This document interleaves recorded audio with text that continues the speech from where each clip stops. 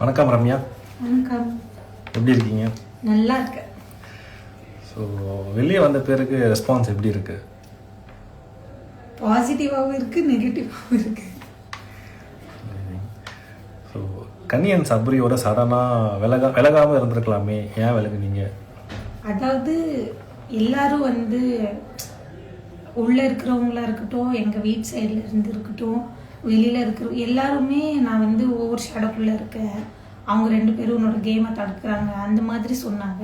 So என்னை பொறுத்த வரைக்கும் அவங்க 2 பேரும் எந்த ஒரு விஷயத்துலேயும் என்னோட கேமை தடுக்கலை, நானும் அவங்களோட கேமை தடுக்கலை.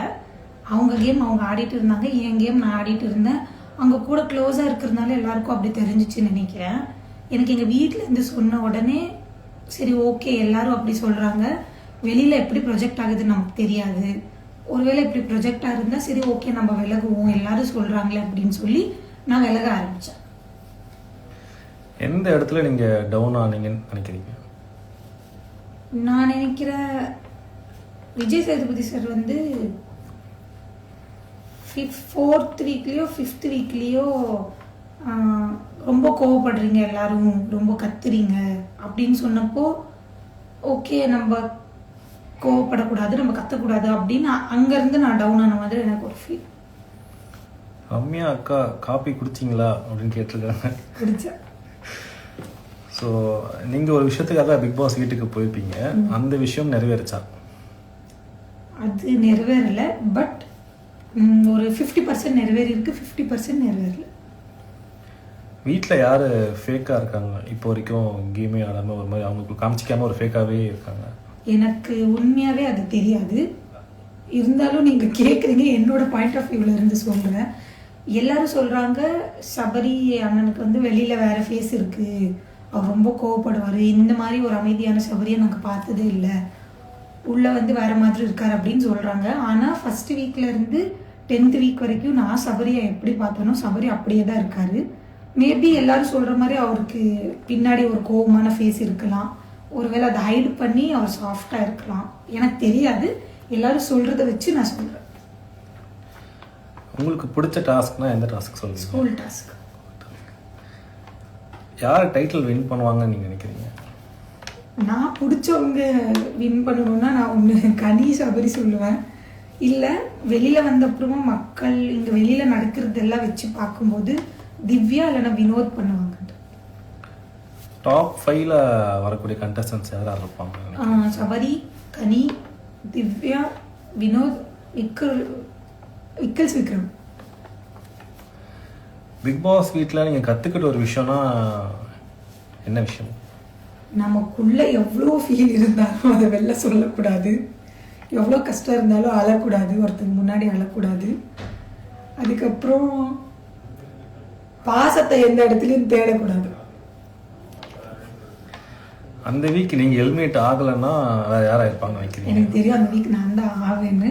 ஒருவேளை நான் ஆகலைன்னா எஃப்சேயும் வியானா டபுள் எவிக்ஷன் எனக்கு முன்னாடியே தெரியும், ஏன்னா 5th வீக் ஒரு டபுள் எவிக்ஷன் நடந்திருந்தது.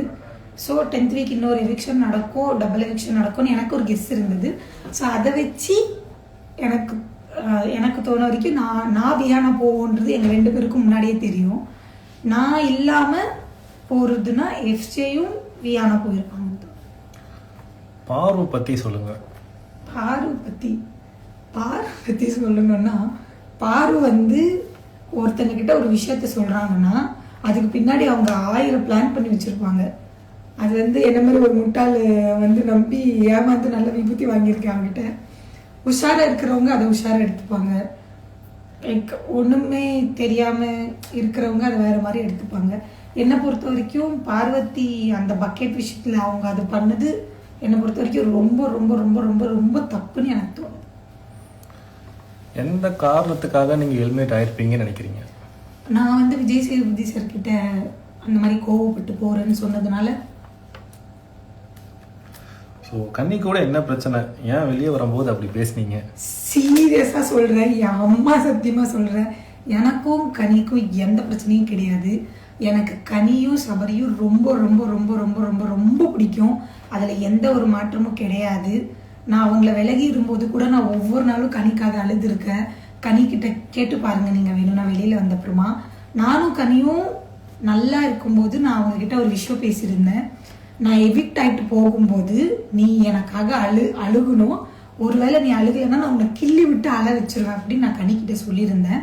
நான் வரும்போது அவங்க அழுகலை. ஸோ நான் ஸ்டேஜில் போய் அந்த டிவியில் பார்க்கும்போது அவங்க கண்ணு கலங்கி இருந்தது. அப்போ நான் சொன்னேன், நடிக்காத பச்சையா தெரியுதுன்னு நான் நார்மலாக சொன்னேன். அதை வெளியில ஒரு இது பண்ணி அது பண்ணி அப்படி இப்படின்னு பண்ணியிருக்காங்க. நான் ஏசப்பா மேல சத்தியமா, பைபிள் மேல சத்தியமா சொல்றேன், நான் நார்மலா தான் சொன்னேன்.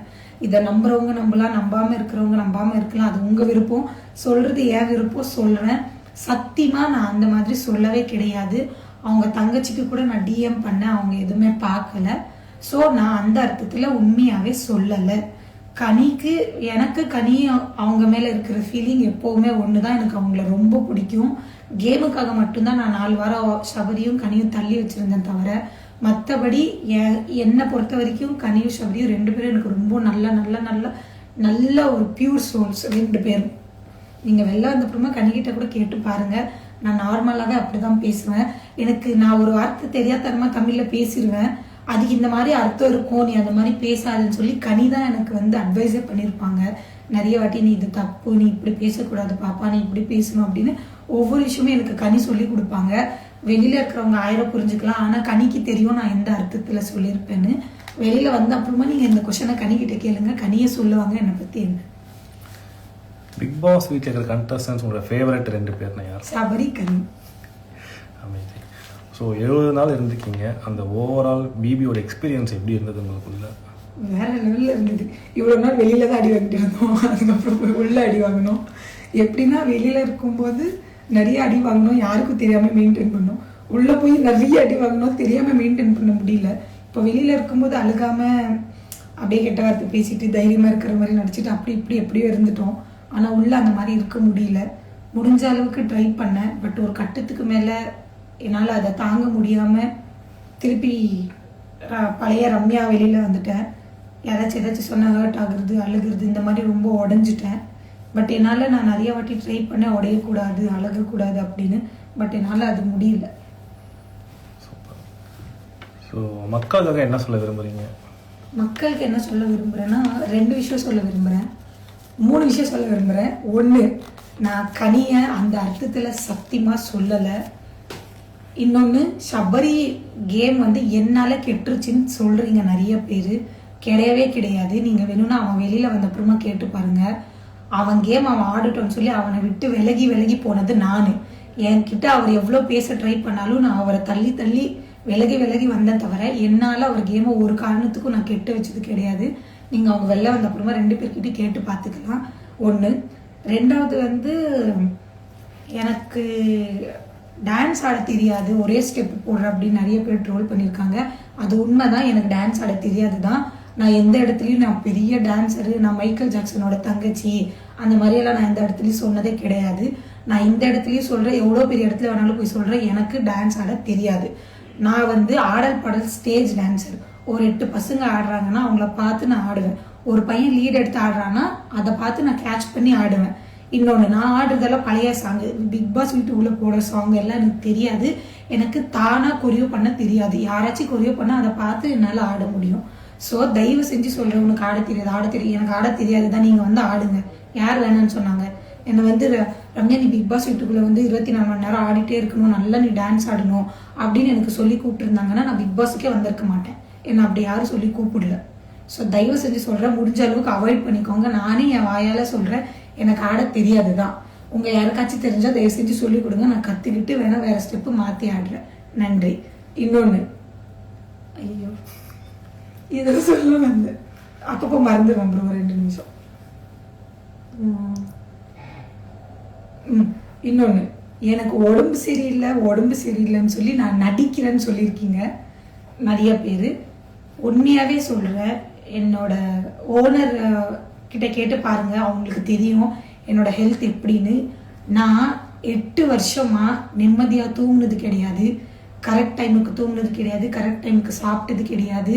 எனக்கு 2 வாட்டி ஆக்சிடென்ட் ஆயிருக்கு. ஒரு வாட்டி ஸ்பைனல் கார்டு அடிப்பட்டு 6 மாதம் நான் பெட் ரெஸ்ட்ல இருந்திருக்கேன். இன்னொரு வாட்டி ரத்த காய வந்து இதாயிருக்கேன். ஸோ எனக்கு உடம்புல ரொம்ப ப்ராப்ளம் இருக்குது. எனக்கு டீஹைட்ரேஷன் இருக்குது, மைக்ரேன் இருக்குது, சினரஸ்ட் இருக்குது.